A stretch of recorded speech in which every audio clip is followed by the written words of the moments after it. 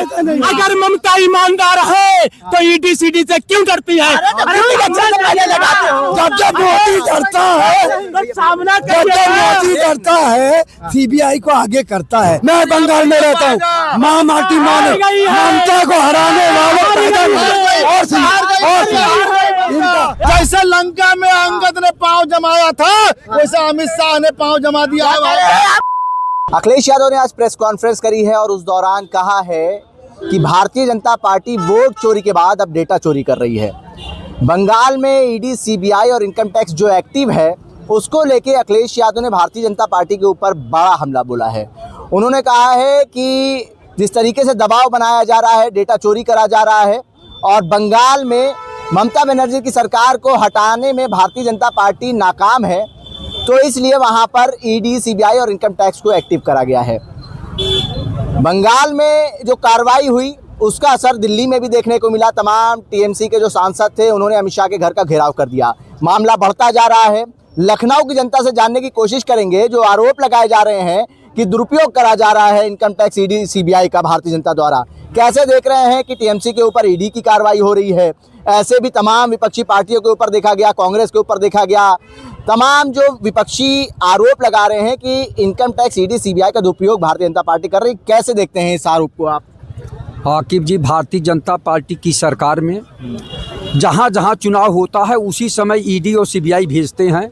ये ईडी और सीबीआई का दुरुपयोग हो रहा है। अगर वो स्वायत्त संस्था है, निष्पक्ष है, तो दिखाई देना चाहिए। अब वहाँ चुनाव होने वाला है पश्चिम बंगाल में, तो वहाँ जो है ईडी भेजकर और जो वो अपने विधायकों का चयन कर रही थी, लिस्ट बनाई थी कि किसको चुनाव लड़ाना है, जो उनकी रणनीति थी उसको जो है वो लोग जो है लेना चाहते थे।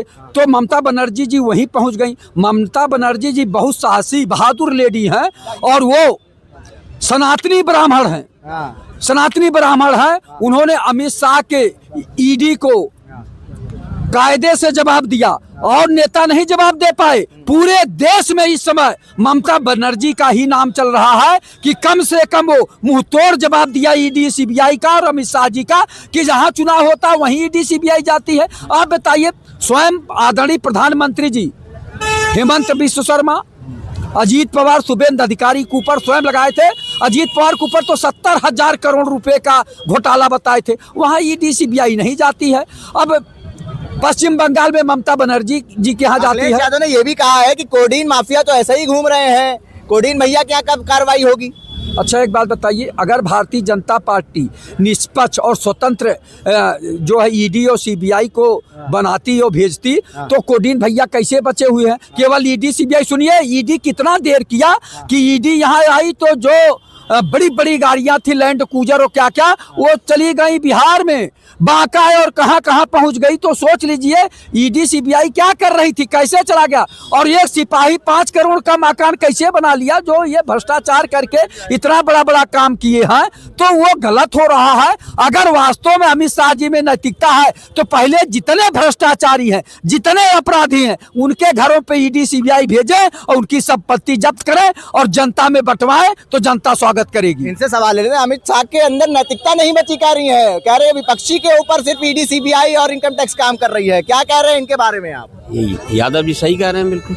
हाँ भाई, चुनाव का वक्त है। अगर आपको ईडी, सीबीआई या इसका उपयोग अपना करना था, अगर कुछ सच्चाई थी तो भैया 1 साल पहले कर लेते। अब चुनाव के समय में एकदम से तुम्हें ईडी, सीबीआई एकदम से याद आ गई है, तो ये तो हर आदमी, हर जनमानस खुल के कहेगा कि इस समय पे तुम अपना दुरुपयोग कर रहे हो।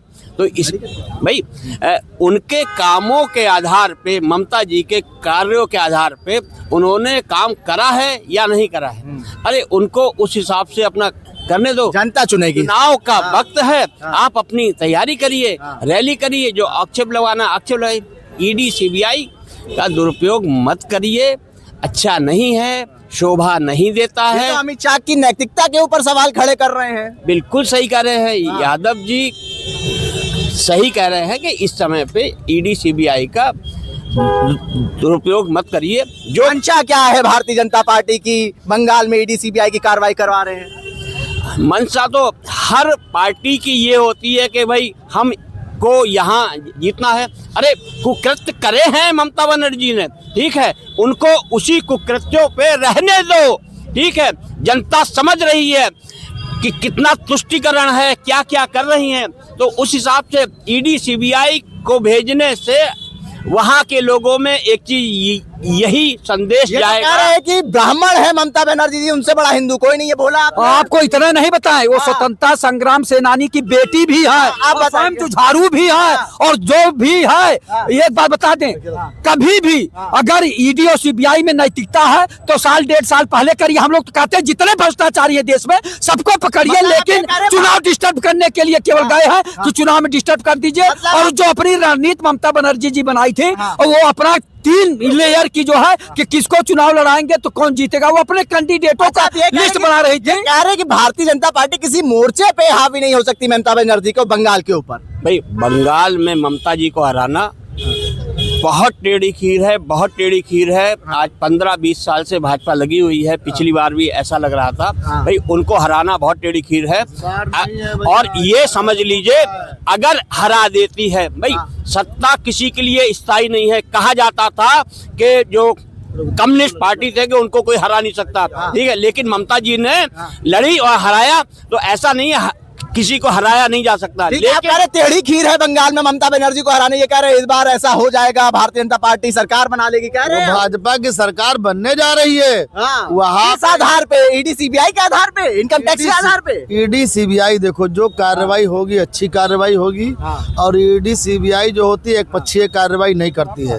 वो कोई दोषी होगा यार इलेक्शन से पहले ही, इलेक्शन से पहले यही सवाल तो ये नहीं है, तो उनको डर किस बात की? भाई आप लोग वो अरे भाजपा में कौन सी वॉशिंग मशीन है भैया? भाजपा में कौन सी वॉशिंग पहले मशीन है? अजीत पवार, शुभेंद्र अधिकारी, हेमंत बिश्व शर्मा पर जो है ईडी और सीबीआई काम करे, वो आदरणीय अमित शाह जी और देश के प्रधानमंत्री जी। आप बताइए ममता बनर्जी जी सीधे सीधे कम से कम वो पूरे देश को जगाने का काम किया। आम जनता भी जाग गई और अन्य विपक्षी दल भी अब जागने के लिए तैयार हो गए कि ये बताइए एक तरफा जबरदस्ती, जहाँ चुनाव होता वहीं ईडी सीबीआई भेज के चुनाव शरद पवार, हेमंत विश्वकर्मा क्यों नहीं आप कर रहे हैं? इनको 2 महीने के लिए वेस्ट बंगाल भेज दिया जाए, वहाँ रह के आएंगे, तब इनका ममता बनर्जी का गुण अवगुण सब मालूम हो जाएगा। वहाँ हिंदू मर रहा है, हिंदू दबा कुचला है, उनसे बड़ा ब्राह्मण बहुत पीड़ित है। वो ब्राह्मण के नाम पे कलंक है, वो ब्राह्मण होने के नाम पे कलंक है। वो कोई ब्राह्मण है, उसका नाम ममता बानो हम लोगों ने दिया है। ममता खातून की सरकार जा रही है। घुसपैठिए बांग्लादेशियों के वोट SIR में कट गए हैं। घुसपैठियों के वोट से चुनाव जीतने वाली ममता खातून इस बार केंद्र में तो भाजपा की सरकार है, काहे नहीं घुसपैठिए रोक पा रहे? ये भी तो सवाल बनता है। रोकने का काम किया है। ममता खातून, कोई कह रहा ममता बानो, नहीं, बोलो माइक जहाँ हो वहाँ बोलने दो। जो भी कुछ है ममता जी अपने कुकृत्यों से हारेंगी, ये 100% है।